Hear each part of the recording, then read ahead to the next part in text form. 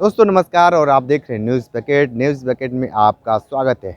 उत्तर प्रदेश सरकार लगातार ये कहती है कि उत्तर प्रदेश में प्रशासनिक व्यवस्था एकदम चुस्त और दुरुस्त है। यहाँ पे है महात्मा गांधी काशी विद्यापीठ के छात्र नेता हैं, इनसे जान लेते हैं कि यहाँ की जो व्यवस्था है, प्रशासनिक व्यवस्था है, कितनी चुस्त और दुरुस्त है। हमारे साथ हैं तमाम यहाँ के छात्र नेता हैं और इनसे हम जान लेते हैं कि किस तरीके से योगी सरकार की सरकार चल रही है। ये बताइए कि यहाँ पे प्रशासनिक व्यवस्था कितनी चुस्त और दुरुस्त है। सर्वप्रथम मैं सबसे पहले नमस्कार कर मैं परिचय दूँ। मेरा नाम आनंद बागी है और मैं काशी विद्यापीठ का छात्र नेता हूँ। और जो वर्तमान में जो भारतीय जनता पार्टी की सरकार है, इसकी जो प्रशासनिक व्यवस्था है, कहीं न कहीं ये बहुत ज़्यादा डामाडोल हो गई है। अभी हाल ही में चंदौली ज़िले में एक लड़की के साथ रेप हो जाता है, लेकिन उसकी कोई निष्पक्ष जाँच नहीं हो पाती है। उसके लिए अगर कोई आवाज़ भी उठाता है तो उसकी आवाज़ को दबा दिया जाता है। ये हमारे बाबा योगी की सरकार है।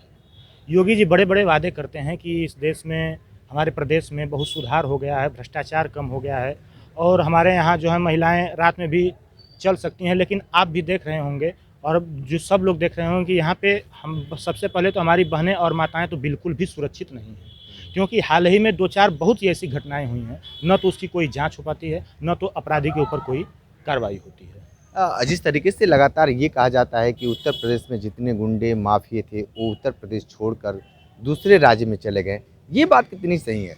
बिल्कुल, इसमें तो कोई सत्य ही नहीं हमको लग रहा है कि गुंडे माफिया जो है ये राज्य छोड़कर चले गए हैं।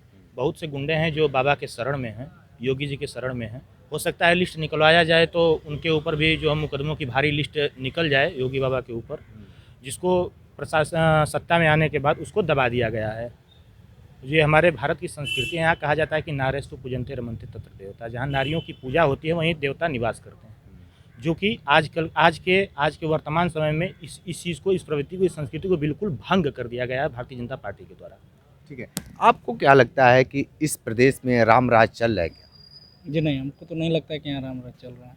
फिर कैसा दिख रहा है? हमें तो ये लग रहा है कि जैसे कि प्रदेश में सरकार जो है वो मतलब जितने भी जनता है उसके साथ नहीं है, उसके कामों पे विशेष ध्यान नहीं दे रही हैं।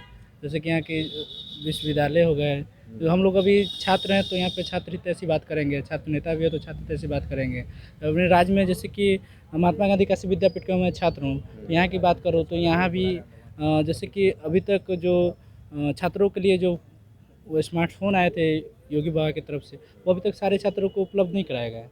अभी तक बहुत ऐसे छात्र उससे वंचित रह गए हैं। तो ये बहुत बड़ी समस्याएँ हैं और भी समस्याएँ हैं, स्कॉलरशिप की समस्या है, बहुत सारी समस्या है जो अभी तक झेलना ठीक पड़ है। रही है। ये बताइए कि उत्तर प्रदेश में राम राज्य की व्यवस्था है या खत्म हो चुकी है? मुझे तो नहीं लगता है कि रामराज की कोई व्यवस्था है। आपने एक बात कही कि योगी जी का बुलडोज़र और डंडा अपराधियों पर चला है और अपराधी प्रदेश छोड़ के भाग चुके हैं, लेकिन मुझे नहीं लगता। और क्यों नहीं लगता? क्योंकि जो उनका डंडा है ना, वो एक विशेष लोगों के लिए है। अगर उनकी पार्टी में कोई चला जाता है, भारतीय जनता पार्टी में, तो वॉशिंग मशीन में धुला जाता है और साफ़ सुथरा हो जाता है, कोई अपराधी छवती का भी हो।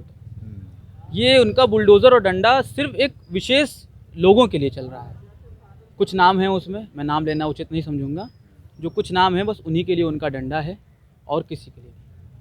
तो आपको नहीं लगता है कि उत्तर प्रदेश में जिस तरीके से भारतीय जनता पार्टी लगातार ये करे कि यहाँ पे एकदम राम राज चल रहा है, कोई किसी को कोई दिक्कत नहीं है, चारों तरफ चौतरफा विकास हो रहा है, कोई मतलब सब चीज़ सुखमय है? आप एनसीआरबी की रिपोर्ट देखिए।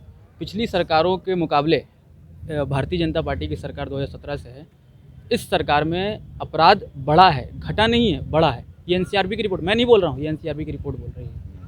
ठीक है, आप एक यूथ हैं, क्या कुछ इस सरकार से उम्मीद करते हैं? इस सरकार से मैं ये उम्मीद करना चाहता हूँ, पहले तो यंग युवा हैं जो विश्वविद्यालय से पढ़ के निकल रहे, उनको रोज़गार नहीं मिल रहा है और प्लस वो डिग्री लेकर घूम रहे इधर उधर, कोई चाय की दुकान खोल रहा है तो कोई अन्य प्रकार के काम कर रहे हैं। अच्छा ठीक है, ये बताइए कि इस सरकार से आप कितना संतुष्ट हैं? हाँ, सबसे पहले मैं अपना परिचय दे दूँ। मेरा नाम बादल सिंह है और वर्तमान में उपाध्यक्ष प्रत्याशी हूँ विद्यापीठ से।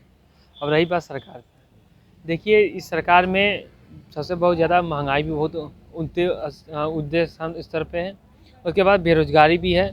और मैं इस सरकार से मैं चाहता हूँ यही कि जैसे युवा हम लोग हैं, यहाँ से पढ़ाई करेंगे, आगे डिग्री किस काम की होगी? आप ही बताइए। जब हमें न रोज़गार मिलेगा और इतना महंगाई है, न महंगाई में पैसा, महंगाई से अगर ज़्यादा ही और रोज़गार नहीं मिलेगा तो हमारा परिवार भी नहीं चल पाएगा और इस डिग्री का कोई मतलब नहीं रह जाएगा। हम सरकार चाहते हैं थोड़ा बहुत ज़्यादा अमाउंट में हम लोग को लिए वैकेंसी निकाले, नहीं वैकेंसी निकल पा रहा है तो कोई बिजनेस स्टार्ट करने के लिए स्टार्टअप फंड के रूप में कुछ हम लोग को लोन या फिर ऐसे मदद किया जाए, जिससे जो हमारे प्रतिभाशाली छात्र छात्राएं भाई बहन हैं उनको एक रोज़गार का अवसर प्राप्त हो। ठीक है।